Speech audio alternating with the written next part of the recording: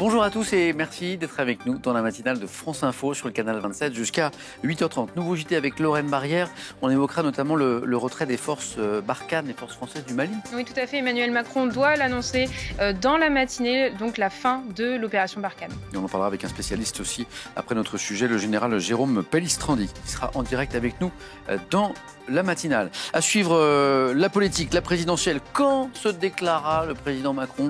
On réfléchira à cette question avec Alix Bouillaguet. Avec notre spécialiste sciences, David Lefort, on parlera de l'impact de la consommation de médicaments, de notre consommation sur l'environnement, notamment sur les cours d'eau. Une info éco avec David Delos, la hausse du demi de bière. On sera en direct de Shanghai avec notre correspondant Arnaud Miguet. Et puis on parlera avec Pauline Faure d'une exposition assez étonnante, particulière, dans les rues de Paris qui s'appelle Entre ombre et lumière. C'est parti pour le JT. Bon jeudi, voici nos titres. La fin de l'opération Barkhane se précise. Emmanuel Macron devrait annoncer ce matin le retrait des troupes françaises au Mali et la redéfinition du dispositif militaire dans la région du Sahel. Pourquoi Nordal-Lelandais a-t-il enlevé Maëlys? Si l'accusé a avoué avoir volontairement tué la fillette, le flou reste entier sur les raisons de son geste. Sophie Neumayer suit pour France Info l'avant-dernier jour du procès consacré aux plaidoiries des parties civiles. La Russie continue de masser ses troupes à la frontière ukrainienne. Affirmation de Washington alors que Moscou avait annoncé hier le retrait de ses soldats. Pas question pour Joe Biden de relâcher la pression face au risque d'invasion russe en Ukraine. On ira au JO de Pékin après l'or de Clément Noël hier en slalom. Quelles sont les chances de médaille française aujourd'hui? Réponse avec Anthony Joly. Le retrait des forces françaises Barkhane du Mali semble donc inévitable. Sous pression de la junte au pouvoir à Bamako, Paris doit l'annoncer ce matin après une réunion sur le Sahel hier avec des dirigeants africains et européens. Retour sur l'opération militaire Barkhane déclenchée en 2013 avec Guillemette Allard. Lutter contre les groupes djihadistes dans la bande sahélo-saharienne, c'était l'objectif de la mission Barkhane lancée le 1er août 2014. Un objectif en partie rempli. Ces dernières années, plusieurs chefs djihadistes ont été éliminés, dont le fondateur d'Al-Qaïda au Maghreb, et de nombreux succès militaires ont été remportés. On a libéré les villes du nord du Mali de l'emprise djihadiste, Tombouctou, Kidal, Gao. On a détruit les bases des organisations djihadistes, d'Al-Qaïda au Maghreb islamique, de l'organisation Mujao. Des succès tactiques, mais la France n'a pas réussi à stabiliser la région.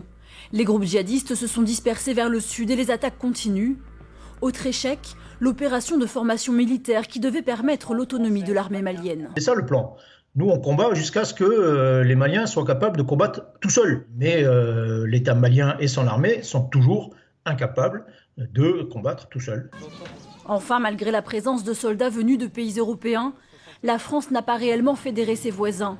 Et paradoxalement, pour la population malienne, elle apparaît désormais comme l'ennemi. Au Mali, les manifestations appelant au départ des troupes françaises se multiplient. Et de ce retrait, on reparle dans quelques minutes avec un spécialiste dans la matinale, le général Jérôme Pellistrandi, rédacteur en chef de la revue Défense nationale. Merci à vous d'être avec nous. Je vous dis à tout de suite. Dans l'actualité, il y a aussi le procès de Nordal-Lelandais. La question est sur toutes les lèvres. Pourquoi a-t-il enlevé Maëlys le 27 août 2017. L'accusé a admis avoir enlevé puis tué volontairement la fillette de 8 ans sans pour autant justifier ses agissements. C'est l'avant-dernière journée de procès ce jeudi consacrée aux plaidoiries des parties civiles. On retrouve Sophie Neumayer devant la cour d'assises de l'Isère. Vous le voyez, il y a déjà du public qui attend pour s'assurer une place dans la salle d'audience pour cette journée qui signe la fin du procès, 3 semaines à l'issue desquelles il reste difficile de dire qui est Nordal-Lelandais et ce qu'il a fait précisément. L'accusé n'a pas semblé avoir évolué depuis la fin de l'instruction puisqu'il avait déjà reconnu avoir tué Maëlys. Cette fois, il dit que quand il lui donne des coups, il a bien l'intention de lui donner la mort, mais il joue sur la notion d'enlèvement. Oui, j'ai compris que cela signifiait soustraire l'enfant à ses parents, mais je l'ai fait Involontairement, je voulais lui montrer les chiens. C'est ce qu'il a répété tout au long des audiences. Quant au mobile, les parents de la fillette sont persuadés qu'il est sexuel. C'est d'ailleurs en ce sens qu'elle est toutes les plaidoiries de partie civile hier. Lui dément, il assure qu'il a eu une hallucination lorsqu'il a entendu Maëlys pleurer. Il aurait vu alors le visage de sa première victime, le caporal noyé. Les experts psy qui sont venus à la barre en début de semaine n'y croient pas, pensent que cette hallucination est feinte. Alors ce matin, place au réquisitoire du procureur général. Cet après-midi, ce sera l'heure de la plaidoirie de l'avocat de Nordal Lelandais. Il devra plaider ce scénario dans lequel persistent de nombreux mystères.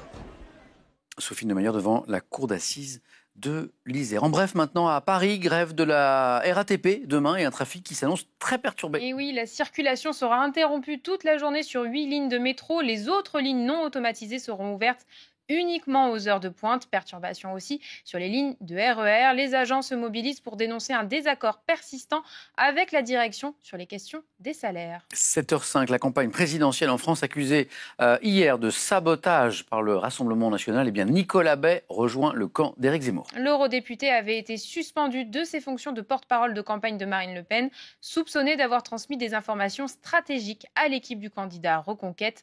Nicolas Bay explique les raisons de son ralliement dans les colonnes du Figaro.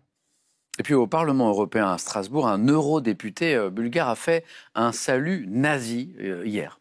Regardez ces images en remontant les marches qui mènent à la sortie de l'hémicycle.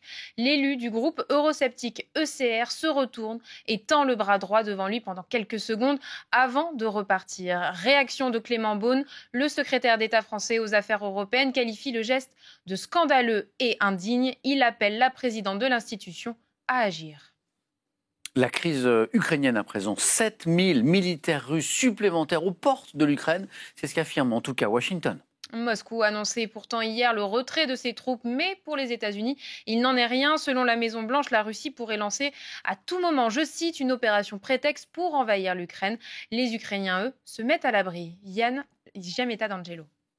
Se protéger à tout prix et n'importe où en cas d'invasion russe.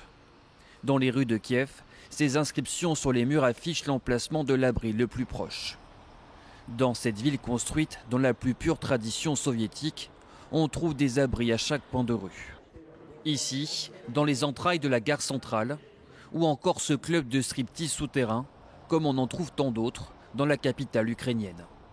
Nous avons déjà 500 vrais abris, mais on en recense également 4500 autres improvisés. Ça peut être des parkings, des stations de métro par exemple. On y trouve la plupart du temps de l'eau, des toilettes, mais c'est surtout pour un usage à court terme. En Ukraine, les écoles sont elles aussi mises à contribution à l'effort de guerre. Pas de cours aujourd'hui pour cette professeure d'anglais et ses élèves, mais un exercice de mise à l'abri. On essaie de montrer aux enfants comment ne pas paniquer et s'organiser, car ce genre de situation peut se produire. Une préparation nécessaire alors que le spectre d'une nouvelle invasion russe plane au-dessus de l'Ukraine. Les États-Unis ont affirmé hier que la Russie a déployé jusqu'à 7000 soldats supplémentaires à la frontière. Allez, direction les Jeux Olympiques de Pékin maintenant, après l'or pour Clément Noël en slalom hier. Est-ce qu'on peut s'attendre à une nouvelle médaille aujourd'hui pour le camp tricolore ? Et on va poser la question à Anthony Joly. Anthony, bonjour. La descente du combiné alpin s'est terminée ce matin. Bonjour. Pas d'exploit pour Romane Miradoli. Oui, c'est dommage pour la Française Romane Miradoli. Elle avait fait une belle première manche justement en descente. La Française de 27 ans, originaire de Haute-Savoie, avait fini 4e. Donc ça donnait un petit peu d'espoir pour la deuxième manche, même si on savait que le slalom n'était pas du tout sa spécialité. Il y avait des concurrentes meilleures qu'elle. Et effectivement, ça a été le cas. Ça s'est terminé il y a quelques minutes. C'est malheureusement la Française a manqué une porte et elle ne va donc pas décrocher de médaille sur ce combiné alpin femme en ski cross. Ça s'est terminé aussi il y a quelques minutes. La Française Jade Grillet-Aubert s'est qualifiée pour les quarts de finale. Ça va être difficile malgré tout d'aller chercher une médaille, mais pourquoi pas. Il devait y avoir initialement 2 Françaises dans cette épreuve de ski cross, mais malheureusement Alizé Baron s'est blessée à l'entraînement hier au dos. Elle n'a pas pu prendre part au départ tout à l'heure. C'est dommage parce que pour le coup c'était une vraie chance de médaille, mais on va suivre quand même avec attention les performances de Jade Grillet-Aubert. Et puis à noter aussi que tout à l'heure c'était l'entrée en lice de Kevin Rolland, le porte-drapeau de la délégation française, a commencé les qualifications de ski freestyle de halfpipe. Il a fini 10e de la première manche, donc on va voir si à l'issue de la deuxième manche il rentre dans les 12, puisqu'il faut être dans les 12 premiers pour se qualifier pour la finale qui aura lieu samedi.